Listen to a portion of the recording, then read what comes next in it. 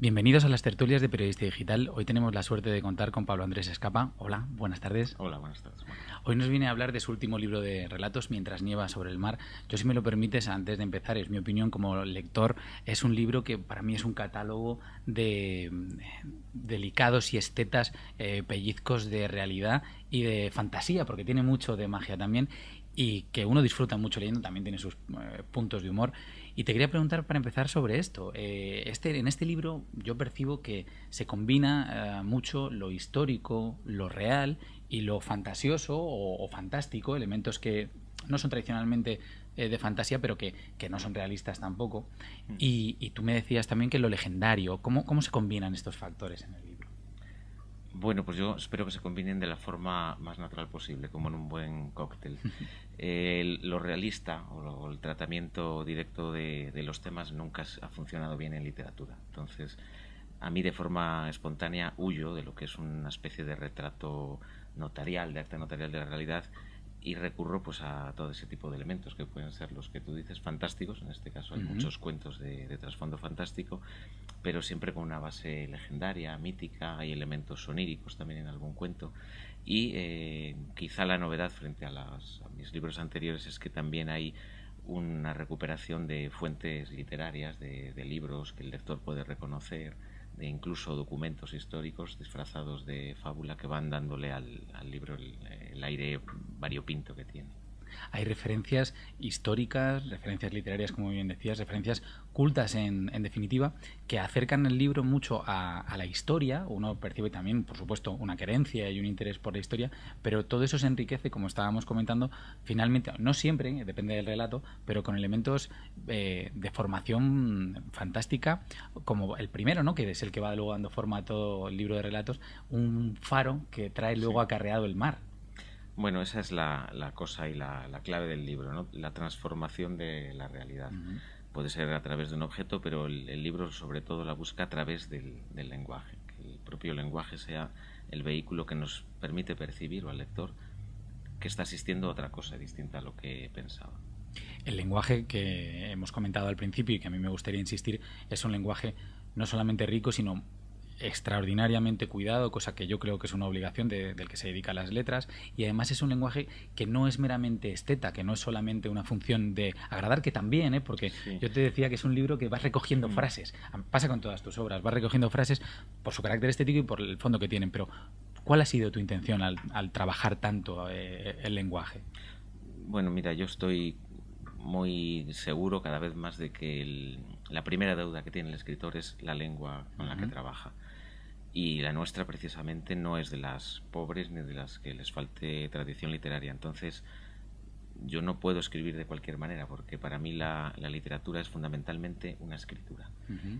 Si además a eso yo soy consciente como lector de la herencia cultural de la que venimos, pues no puedo tratar el lenguaje de cualquier manera, pero no creo que lo perciba de forma distinta tampoco pues el alfarero con el barro, o el carpintero con la madera o la herramienta que utiliza.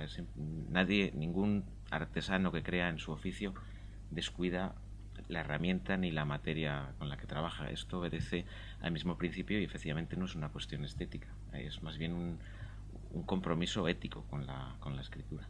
Resulta una paradoja, ¿verdad? Y creo que lo hemos comentado alguna vez, que cuanto más se trabaja, cuanto más pulido está el lenguaje, resulta más sencillo, se bebe como el agua, como decía Jariel Poncela, ¿no? Aquello de que tú trabajas como el hierro y luego se bebe como el agua, o algo así era la frase. Yo creo que la depuración, la desnudez formal es ya el máximo grado de elaboración. Y es un proceso al que se llega, si se llega, pero sí me parece que en mi caso es una tendencia.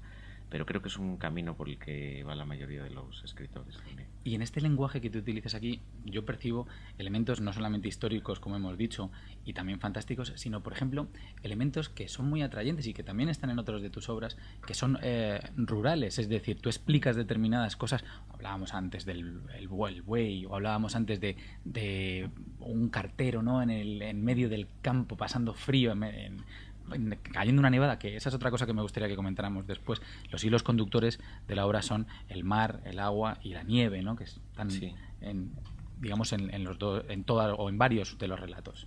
Bueno, son símbolos. El mar además es como el ejemplo máximo de la infinitud Y en la medida en que a veces es un mar que no existe, que lo intuyen los personajes, sobre todo los de los cuentos que transcurren tierra adentro, como podría ser el del ojalatero y la cueva, o incluso el propio farero, ¿no? Que esa es la parte fantástica del relato. Él monta un faro en un trigal y en 3 noches lo que obtiene no es una cosecha, sino un mar.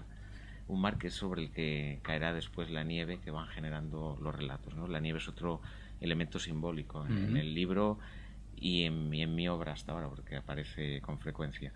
Y con relación a los elementos históricos y al lenguaje, bueno, pues es una cuestión de decoro, lo que se llamaba decoro, de adecuación del lenguaje o del estilo al tema. Si el protagonista es un embajador de un relato, es un embajador español en la corte de Londres en el siglo XVII, yo no trato el lenguaje del mismo modo que en el relato de los niños, ¿no? que entran a la cueva, que está ambientado pues sin tiempo, pero podemos entender perfectamente que la infancia de cualquier lector, es decir, siglo XX, ahora, estos días, ¿no? Esa es la cuestión, el trabajo, ¿no? Hay una parte también muy interesante que es la que hace referencia a, digamos, a todo un imaginario extensísimo que ahí también entra el humor, en el que tú te mueves y que haces cómplice al lector. Estoy pensando pues en el unicornio del barón Buxenhausen, estoy pensando, por ejemplo, en esto que decíamos de que se recrea una historia y se modifica a gusto del que escucha o del que habla, de cómo una historia es en origen y se acaba transformando en otra cosa. Y ahí uno piensa pues en las fuentes orales, piensa en cómo se recogían, por ejemplo, en la época griega, cómo se recogían las historias, y tú te mueves en ese universo que es amplísimo. El lector se siente cerca, pero también hay veces que hay una cierta distancia que yo creo que la pone el humor, ¿no? Esa distancia. Bueno, el humor es fundamental en el libro, y cuanto más serio es el asunto, con más humor está tratado, ¿no? Respecto a las tradiciones que dices, sí, están integradas, porque el asunto de varios cuentos es la propia transmisión del relato. Puede ser oral, y hay un caso pues claro, como puede ser el del cuento de Gondomar y el rey de Londres, intercambian tradiciones orales uno y otro, pero luego hay otros, como es el de los caballos, el de los tarpanes, donde ahí lo que está de fondo es la transmisión escrita de la literatura, solo que aquí el soporte, en vez de ser papel, es la piel de los caballos, son los propios caballos, ¿no? Sueltos por la estepa rusa. Y junto con eso hay casos y ejemplos también que podrían remitirnos a las mil y una noches, ¿no? El cuento del cocinero, que a su vez incluye otro cuento, el de los prisioneros en la Torre de Londres. En fin, esos son juegos literarios, pero todos están tratados con humor, con distancia, para que el lector no considere o tenga una clave de interpretación del libro. Es decir, que todo eso que se sitúa tan precisamente en un año y con unos nombres tan concretos, está tratado con un registro que puede favorecer la distancia y la incredulidad.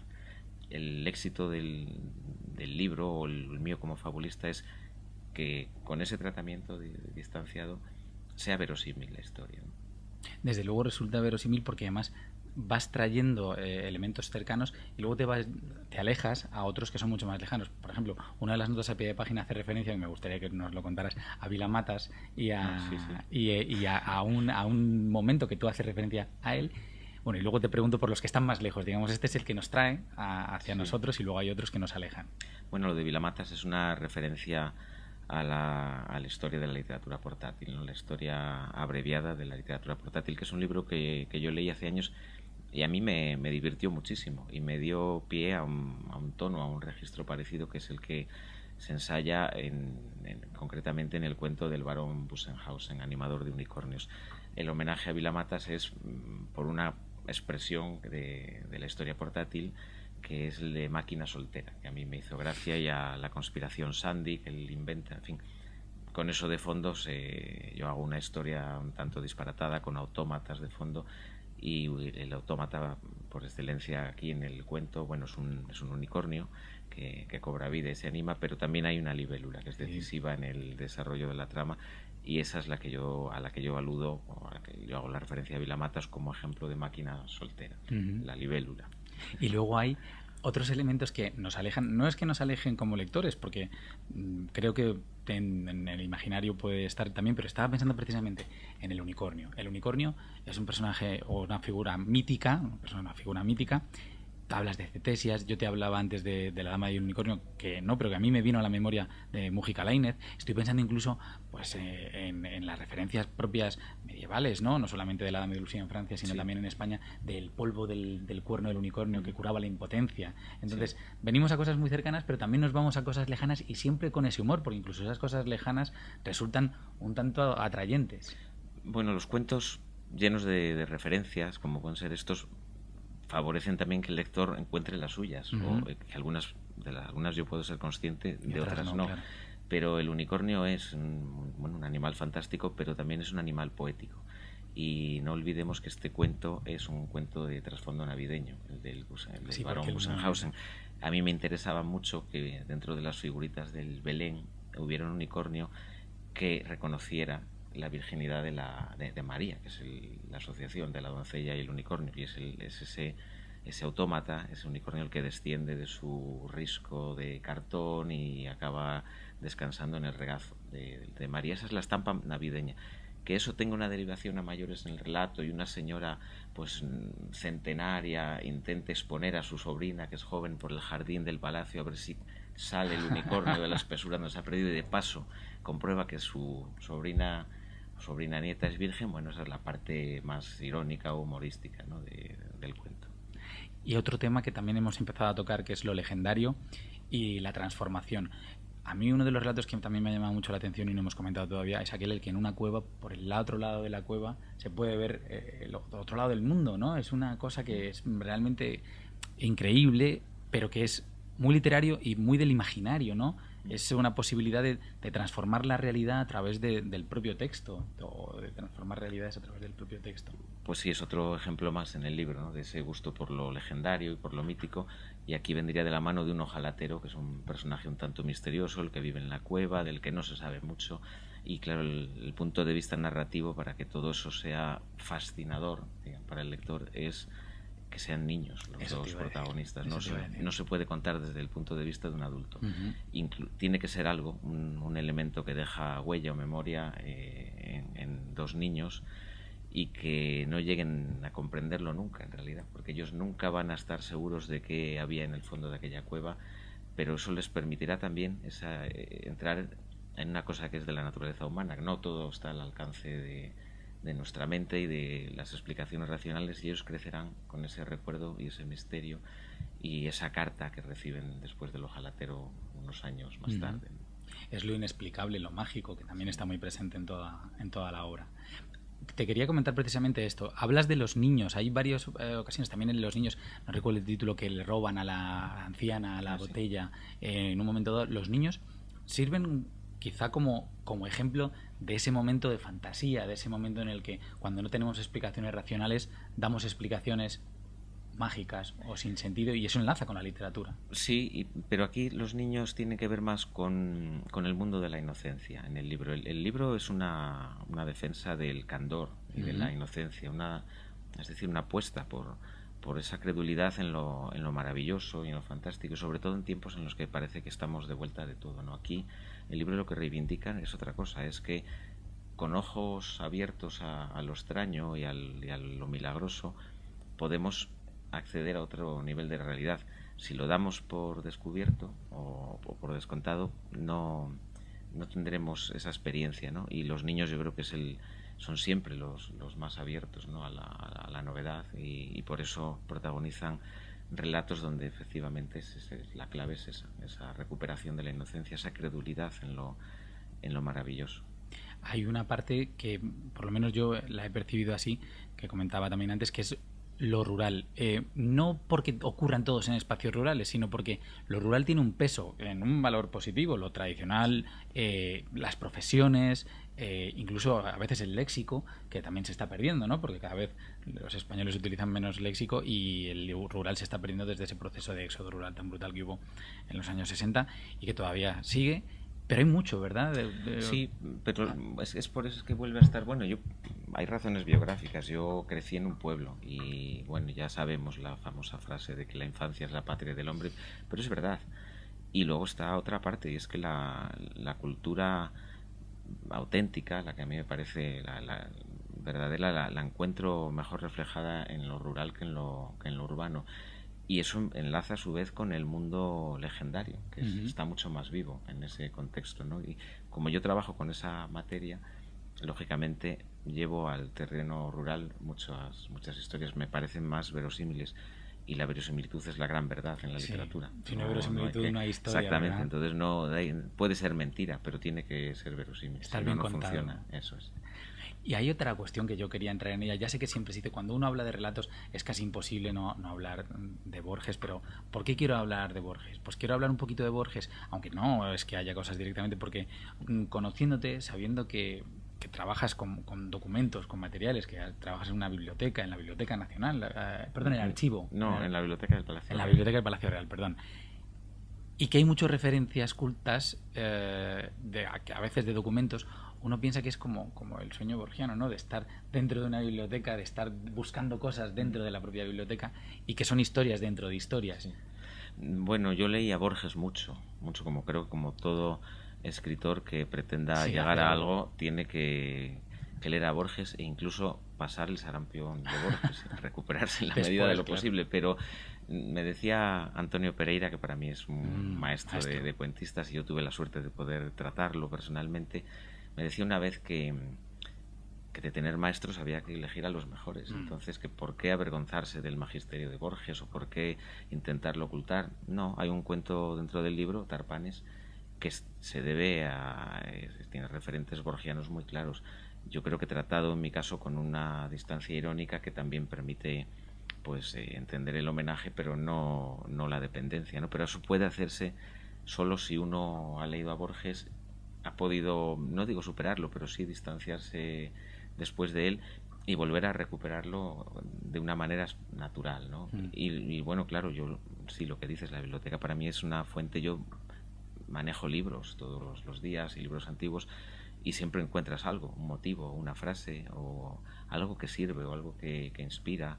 Y si no estuviera donde estoy trabajando, es posible que no me hubiera llegado a los cuentos que hay en este volumen.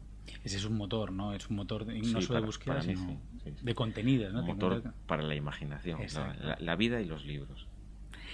¿Qué otros referentes tienes tuyos que me gustaría que nos dijeras aquí? Hemos citado muchos, ¿no? Hemos citado referentes cultos, hemos citado referentes como Borges. ¿Qué otros? Hablábamos antes un poquito, aunque no sea del libro, de Truman Capote, con aquello de música para camaleones que decíamos sobre el lenguaje. ¿Qué otros referentes tienes a la hora de crear? Yo creo que aquí en el libro hay rastros claros de Cunqueiro. Hay algo de Torga, puede haber. Yo te voy diciendo escritores que tengo continuamente muy presentes, presentes o en el imaginario, o a los que periódicamente vuelvo. Baroja, el cuento de los niños y la cueva puede tener algún recuerdo de La Sima, de un cuento de Baroja que a mí me influyó mucho de niño. Fue el primer texto que yo leí de Baroja y probablemente el primer texto que yo tuve conciencia de leer con deslumbramiento. Es decir, oye, esto a mí me ha conmovido. Puede haber también, desde luego alguna referencia más antigua, autores clásicos, y decías tú Ctesias, pero bueno, es más marginal, quizá más Antonio de Guevara con El jardín de flores curiosas o El reloj de príncipes, en fin, y Arreola está también explícitamente mencionado en el cuento de los unicornios. Es decir, yo no tengo ningún interés en ocultar las fuentes, por lo que te decía antes, son muy buenos maestros que renegar de ellos. Ahora sí es un desafío también, ¿no? Referirse a ellos para hacer luego una cosa distinta, pero que remite a ellos, ¿no? Desde luego son grandísimos autores, y me gustaría que nos contaras, hablábamos fuera de cámara antes de esto, de que en uno de los relatos también hay una referencia tuya a El corazón de las tinieblas de Joseph Conrad y ese final, y me gustaría que nos lo contaras porque es un ejemplo muy claro, yo creo, de lo que es beber de un autor, influir de un autor, pero luego aportar la visión propia, porque parece que también en nuestra literatura hay mucho eso, ¿no? Que es como reproducir el estilo Bukowski, reproducir el estilo de Menganito, y no se trata de eso, se trata de tener grandes referentes. No, el cuento no reproduce el estilo de Conrad en ningún momento, ni es el tono del libro, pero El corazón de las tinieblas tiene un final tan extraordinario como recurso narrativo, que es el de asistir a una historia. Es algo parecido en cine, es algo parecido a lo que hace John Ford en El hombre que mató a Liberty Balance. Asistimos a una historia y cuando queremos conocerla a fondo hay una vuelta final que te permite reinterpretarla de otra manera, ¿no? O de otra manera que sería la legendaria, pero lo que hemos leído o lo que hemos visto es la historia real, ¿no? En este caso, tú te referías al cuento del cartero. Del cartero, el cartero la hoguera, que entrega la memoria de... Memoria de una hoguera. Memoria de una sí, hoguera. bueno, pues esa es la hoguera consume la historia real y se rescata al final contada de otra manera. El cartero cuenta al destinatario de la carta, que es una madre que tiene a su hijo trabajando en el canal de Panamá, es decir, a principios del siglo pasado, y le cuenta una historia distinta a la que le ha escrito, porque él sabe que es la que quiere oír la madre y porque no tiene la real para contársela, la ha quemado en una hoguera para no congelarse el de frío, ¿no? En el camino a entregar la carta. Bueno, esa solución, con esa vuelta, creo que le da al cuento un interés mayor o un grado de emoción mayor, pero el recurso obedece a esa cuestión de crear en paralelo la realidad y la leyenda y ofrecerle las dos al lector o al espectador, si fuera así. Me ha gustado muchísimo esta comparación que has hecho con John Ford y en esa película también, ¿no? Cuando la historia se convierte en leyenda, print the legend, ¿no? Sí, pero cuidado porque Ford cuenta la realidad. Sí. Es que siempre tendemos a pensar que lo legendario es la última palabra de Ford. Yo creo que no. Ford es un cronista, es un historiador. Y Ford hace un cine, no es documental, desde luego, pero Ford Apache, que es otro caso parecido, con un final también, o Liberty Balance, son ejemplos de cine directo, pero con un giro final que lo transforma todo. Y tanto lo transforma que tendemos a quedarnos con lo legendario, pero no hay que confundirse, porque lo que nos ha contado es la verdad. Estoy totalmente de acuerdo, y es más, las frases de los personajes en todas sus películas son frases no legendarias, aunque nosotros las utilicemos como legendarias. Estoy pensando en la ambigüedad de tío Ethan en Centauros del Desierto, que cuando aupa, ¿no?, a Natalie Wood no sabe si la va a matar o la va a abrazar. O tiene exactamente la hija que pudo haber tenido con su cuñada. Con su cuñada, exacto. Y por ejemplo, en Ford Apache, cuando dicen esa famosa frase de si los ha visto no son apaches, que es como muy mítica, pero claro, es que los soldados caían. Bueno, pero es que ese es el sustrato también del arte, ¿no? Hay que buscar esas frases que dejan al lector o al espectador pues noqueado, y son las que funcionan. Pero luego conocemos la realidad, ¿no? Lo cual no quita, eso tiene más valor porque sabemos que ha sido así, pero hay otra versión, que es la que queremos que se divulgue y es la que publica el periodista. Bueno, digamos que la que renuncia a publicar. Exacto. El periodista dice que no le interesa esa historia. Que lo que quiere es que persista la leyenda, y la leyenda ha sido que lo mató este abogado, y ahora sabemos que no había sido James Stewart, que quien había librado la comarca de Liberty Balance es John Wayne. Es un poco como ocurre con tus cuentos. Yo es que ahora no había pensado en Ford, pero ahora que pienso en Ford respecto a los cuentos, hay cosas que realmente resultan inquietantes, ¿no? Por ejemplo, el recorrido de James Stewart en esa película después de haber matado supuestamente a Liberty Balance es enorme, ¿no? Se convierte en senador, tiene grandes cargos. Y aquí pasa, precisamente, lo estaba pensando mientras hablabas, un poco lo mismo, que es que como diría André Bazán, el teórico del cine, ¿no?, que el cine nos encuadra una realidad ficcional, pero fuera de esos límites hay muchas otras cosas que viven. Y aquí pasa lo mismo. Tú cuando estás leyendo estás diciendo, ¿y qué más hay en este mar? ¿Y a qué otro lado del mundo? O por lo menos yo lo he percibido así, aunque no había caído hasta ahora. Hay que ponerle límites a los libros. Las tapas ya no cabe nada después. Pero bueno, sí, en algún momento tienen que empezar las historias y tienen que acabar. Aquí terminan con el náufrago que complementa al Robinson del primer cuento, ¿no? Que además está un poco escéptico, ¿no? Sí, bueno, pero volvemos a lo de antes, la defensa de la inocencia, del candor, del gusto por creer en lo extraordinario.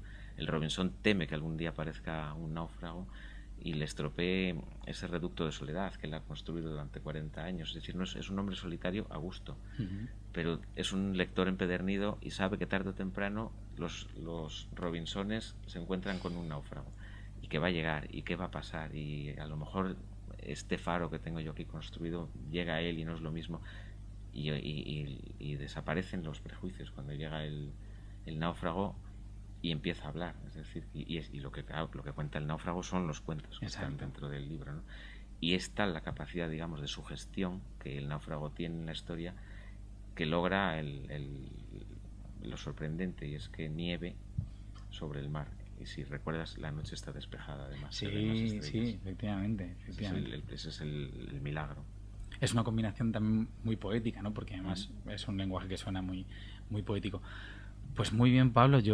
Pablo Andrés Escapa, ha sido un placer charlar contigo. No sé si nos quieres decir algo más sobre tu libro, porque yo creo que hemos hablado de muchas cosas. Es un libro relativamente corto de relatos, pero que dice muchísimas cosas, como hemos podido comprobar. Yo no digo nada más que, lo que los escritores escribimos mejor que hablamos, y bueno, pues que la gente lea el libro y lo disfrute.